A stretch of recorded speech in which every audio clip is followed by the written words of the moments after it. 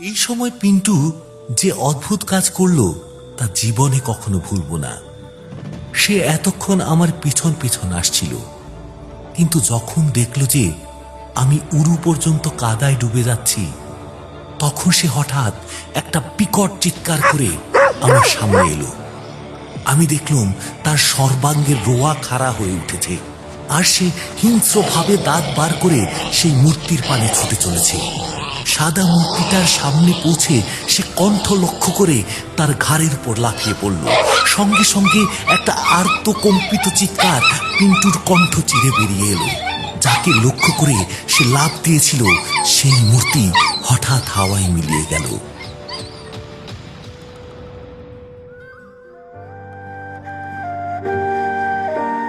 আমার একটা দুনলা বন্দুক আছে, 12 বোরের বন্দুক, ব্রিজ লোডিং, অর্থাৎ গাদা বন্দুক নয়।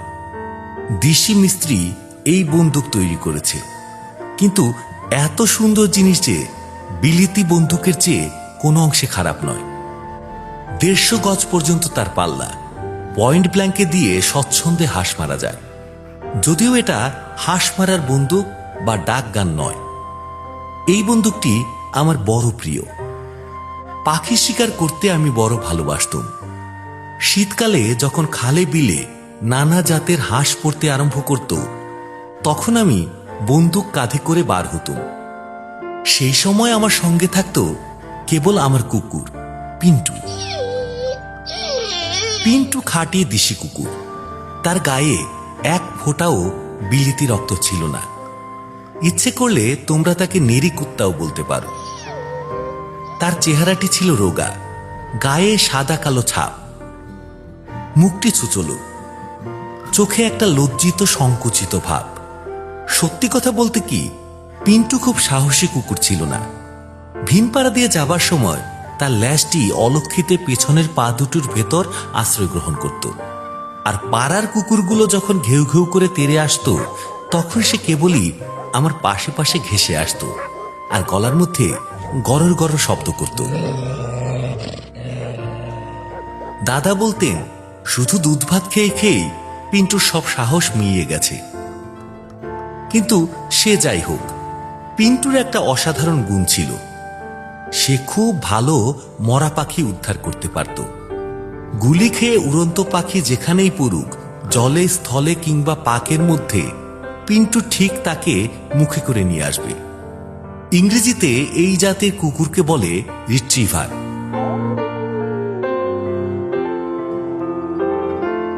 একবার এক সাহেব পিন্টুর আশ্চর্য গুণপনা দেখে 200 টাকা দিয়ে আমার কাছ থেকে কিনে নিতে চেয়েছিল।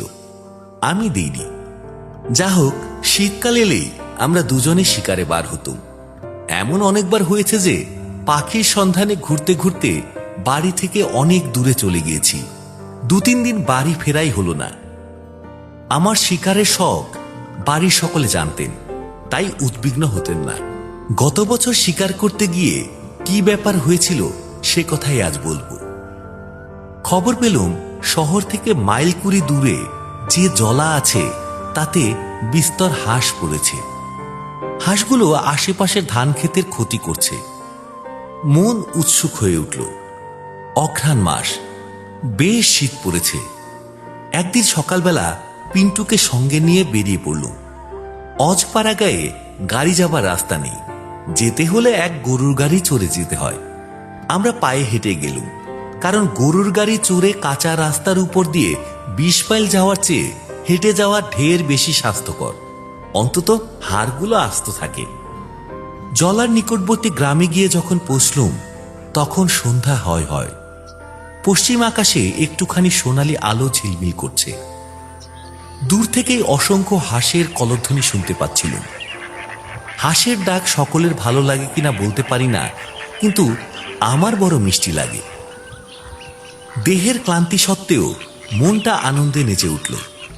পিন্টুও আমাকে ঘিরে আনন্দে নাচতে লাগলো আর ঘেউ ঘেউ করে ডাকতে লাগলো। গ্রামে বেশিরভাগই নিম্ন শ্রেণীর লোকের বাস, কিন্তু একটি ছোট্ট পোস্ট অফিস ছিল। তারই পোস্টমাস্টারের বাড়িতে আতিথ্য স্বীকার করলুম। তিনি ভারী ভদ্রলোক। গরম চা এবং প্রচুর জলখাবার দিয়ে আমাদের অভ্যর্থনা করলেন। গরম গরম খাদ্যদ্রব্য পেটে পড়তেই শরীর বেশ চাঙ্গা হয়ে উঠল। নানা রকম কথাবার্তায় ক্রমে রাত্রি হয়ে গেল। পূবের আকাশ উদ্ভাসিত করে পূর্ণিমা চাঁদ উঠল। আমি তখন পোস্টমাস্টার বাবুকে বললুম, এবার বেরোনো যাক। কোন দিকে গেলে সহজে জলায় পৌঁছানো যাবে আমাকে দেখিয়ে দিন। আমার কাছে বন্দুক দেখেই পোস্টমাস্টার বুঝেছিলেন যে আমি শিকার করতে এসেছি, কিন্তু আমি সে রাত্রেই পাখি মারতে বেরোবো তা তিনি বুঝতে পারেননি। তিনি আশ্চর্য হয়ে বললেন, রাত্রিরে পাখি মারতে যাবেন? আমি বললুম, হ্যাঁ, রাত্রিরেই তো পাখি মারবার সুবিধে। দেখছেন না কি সুন্দর চাঁদ উঠেছে। পোস্টমাস্টার একটু ভয়ে ভয়ে বললেন, কিন্তু রাত্রিরে জলার দিকে যাবেন? আসলে সন্ধ্যার পর ওদিকে কেউ যায় না। সে কি, কেন? তিনি কুণ্ঠিতভাবে বললেন, কি জানি মশাই, আমি চোখে কিছু দেখিনি। শুনতে পাই জলায় নাকি অপদেবতা আছেন। আমি হেসে উঠলুম, অপদেবতা? সে আবার কি? তিনি বললেন, তা জানি না মশাই, তবে শুনেছি সরবনের মধ্যে নাকি পেতনি আছে। আমি হাসতে লাগলুম, বললুম, তা থাক পেতনি, আমার হাতে বন্দুক আছে দেখলে সে নিজেই ভয় পেয়ে পালিয়ে যাবে। তিনি মাথা নেড়ে বললেন, যাওয়া বোধ হয় উচিত নয়। একবার এক সাহেব আপনারই মতো রাত্রিরে জলায় শিকার করতে গিয়েছিল, সে কিন্তু আর ফিরে আসেনি। আমি বললুম, কোনো ভয় নেই, আমি 11টার মধ্যেই ফিরে আসব, আপনি শুধু আমায় পথটা দেখিয়ে দিন। তিনি তখন অনিচ্ছা ভরে গায়ের সীমানা পর্যন্ত এসে আমায় জলা দেখিয়ে দিলেন। জলাটা সেখান থেকে মাইলখানেক দূরে। চাঁদের আলো তার উপর ঝকঝক করছে, আর ধোঁয়ার মতো অস্পষ্ট পাখির সারি তার উপর দিয়ে উড়ে যাচ্ছে। চাঁদনি রাতে জলার ধারে কি করে পাখি শিকার করতে হয় তা বোধহয় সকলে জানে না, অথচ ব্যাপারটা খুব সহজ। এমনকি দিনের বেলা পাখি শিকার করার চেয়েও সহজ। রাত্রে জলার পাখিরা চোখে ভালো দেখতে পায় না, কিন্তু কেবলই উড়ে বেড়ায়। জলার এধার থেকে ওধারে যায়, আবার এধারে ফিরে আসে। তাই চাঁদ যখন গাছের ডগা ছাড়িয়ে উঠে, তখন সেই চাঁদের দিকে লক্ষ্য রেখে বন্দুকে টোটা ভরে কোনো ঝোপের আড়ালে চুপ করে দাঁড়িয়ে থাকতে হয়। পাখির ষাঁড় যখন চাঁদের কাছ দিয়ে উড়ে যায়, তখন চাঁদ লক্ষ্য করে বন্দুক ছুড়তে হয়। ছড়রা খেয়ে পাখিগুলো ধপধপ করে মাটিতে পড়ে, তখন কুকুর গিয়ে সেগুলোকে খুঁজে নিয়ে আসে। এরকম শিকারের সুবিধে এই যে পাখির পিছন পিছন ঘুরে বেড়াতে হয় না, এক জায়গায় দাঁড়িয়েই অনেক পাখি পাওয়া যায়। যা হোক, আমি আর পিন্টু আলের উপর দিয়ে জলার দিকে চললুম। বেশ একটু ঠান্ডা বাতাস দিচ্ছে, কিন্তু আমার গায়ে গরম কোট হাফ প্যান্ট ছিল, পায়ে হোস আর বুট জুতো ছিল, তাই ঠান্ডা হাওয়া ভালোই লাগলো। পকেটে গোটা কুড়ি 4 নম্বরের কার্তুজ নিয়েছিলাম। আশা ছিল তাইতেই আজকের মতো কাজ চলে যাবে। ক্রমে জলার কাছে এসে পড়লুম। এখানকার মাটি নরম, মাঝে মাঝে জল সরে গিয়ে আধ শুকনো পাকও রয়েছে। জলাটা প্রকাণ্ড, একটা হ্রদও বলা চলে, কিন্তু জল খুব গভীর নয়, তাই কিনারা ঘিরে ঘন সরবন জন্মেছে। মাঝখানেও স্থানে স্থানে স্বরের গোছা উঁচু হয়ে আছে। চাঁদের আলোয় সমস্ত দৃশ্যটা এমন অস্পষ্ট হয়ে আছে যেন পৃথিবীর আদিম যুগের তন্দ্রাচ্ছন্ন প্রকৃতির চিত্র। দেখলে প্রাণের ভেতরটা কেমন করে ওঠে। জলের কিনারা পর্যন্ত যাবার কোনো দরকার ছিল না। চারিদিকে তাকিয়ে দেখলুম কতকগুলো কাটা গাছের শুকনো ঝোপ ইতস্তত ছড়ানো রয়েছে। তারই মধ্যে একটা বেছে নিয়ে আমি তার আড়ালে গিয়ে দাঁড়ালুম। বন্দুকে টোটা ভরে পাখির জন্য তৈরি হয়ে রইলুম। এইবার পিন্টুর চালচলন লক্ষ্য করলুম। সে এতক্ষণ বেশ লাফালাফি করতে করতে আমার সঙ্গে আসছিল, কিন্তু এখানে এসেই কেমন যেন জড়সড় হয়ে গেল। তার ল্যাজটি করুণভাবে পায়ের মধ্যে প্রবেশ করল। সে শঙ্কিত চোখে এদিক ওদিক তাকাতে তাকাতে একটা ক্ষীণ কুইকুই শব্দ করতে লাগলো। চারিদিকে চেয়ে দেখলুম অন্য কোনো কুকুর বা ভয়াবহ কিছুই নেই। ভাবলুম জলার ধারে ঠান্ডা হাওয়ায় নিশ্চয়ই তার শীত করছে, তাই অমন করছে। খানিকক্ষণ চুপচাপ দাঁড়িয়ে আছি। হঠাৎ একটা শব্দ শুনে চমকে উঠল। জলার কিনারা দিয়ে একটা খটখট খটখট শব্দ ক্রমশ আমার দিকে এগিয়ে আসছে, যেন একটা বিকট হাসির আওয়াজ। কিন্তু তখনই বুঝতে পারলুম যে অস্বাভাবিক কিছু নয়, সর্বনের মধ্যে দিয়ে হাওয়া বইছে। এই খটখট শব্দ ক্রমে আমার পাশ দিয়ে বেরিয়ে চলে গেল, দূরে গিয়ে মিলিয়ে গেল। কিন্তু দীর্ঘ নিঃশ্বাসের মতো একটা শব্দ তখন সর্বনের ভেতর থেকে কেঁপে কেঁপে উঠতে লাগলো। আমার ভারী হাসি পেল।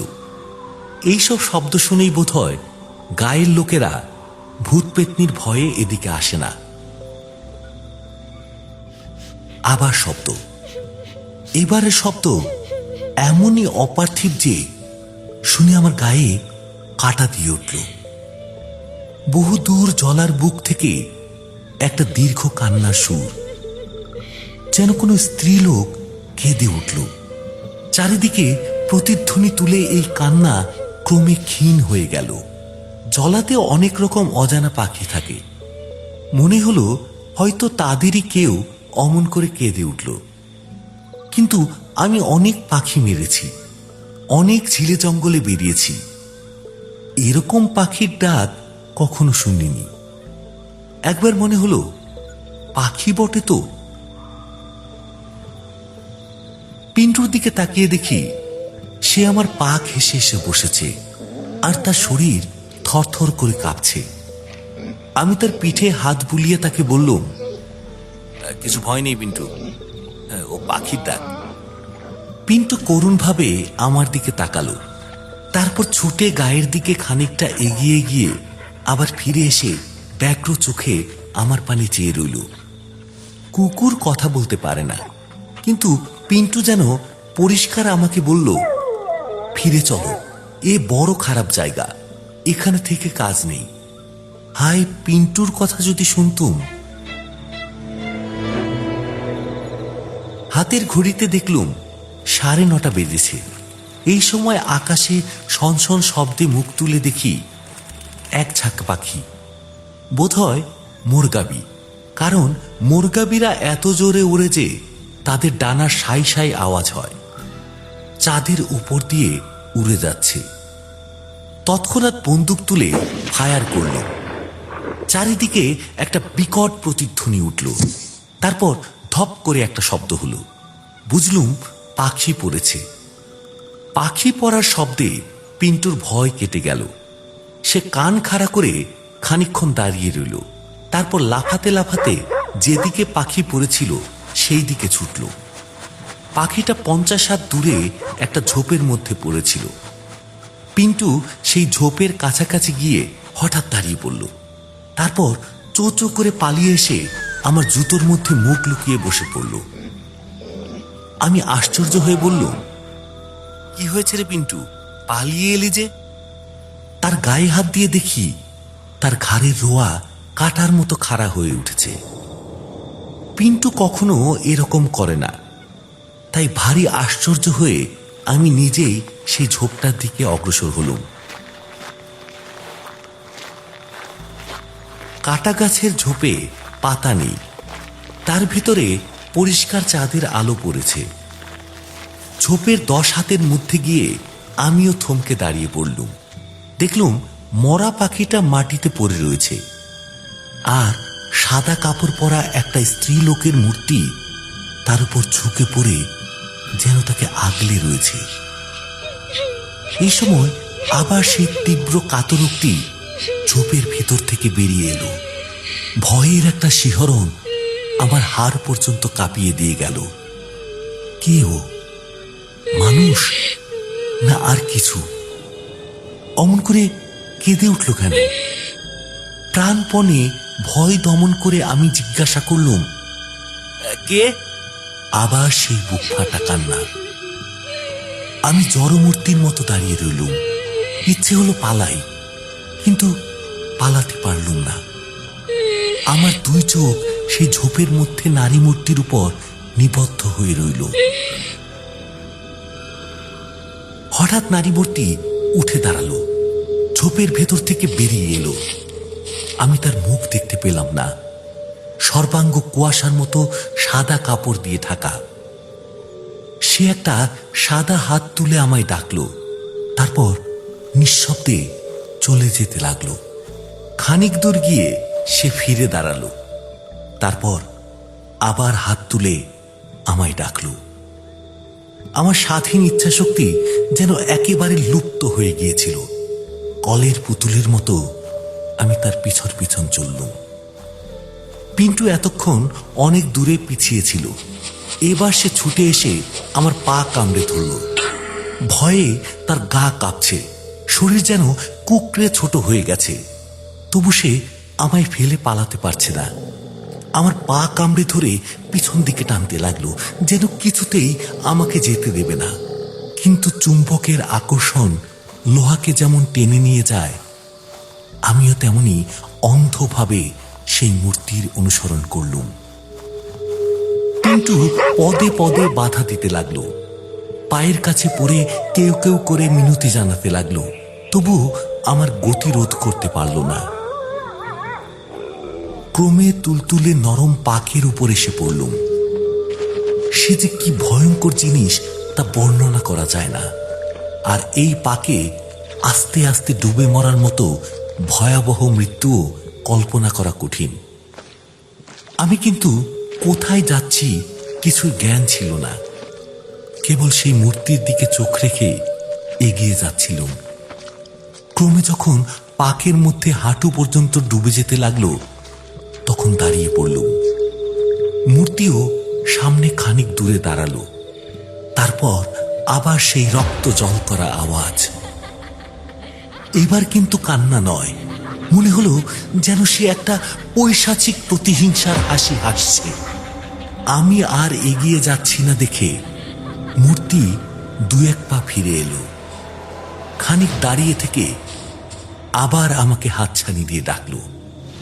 ওদিকে আর বেশি এগুলে এই অতল পাকের মধ্যেই ডুবে যাব বেশ বুঝতে পারছি, কিন্তু তবু ওই হাতছানি অমান্য করবার সাধ্য আমার নেই। বন্দুকটা এতক্ষণ হাতেই ছিল, এবার ফেলে দিলাম।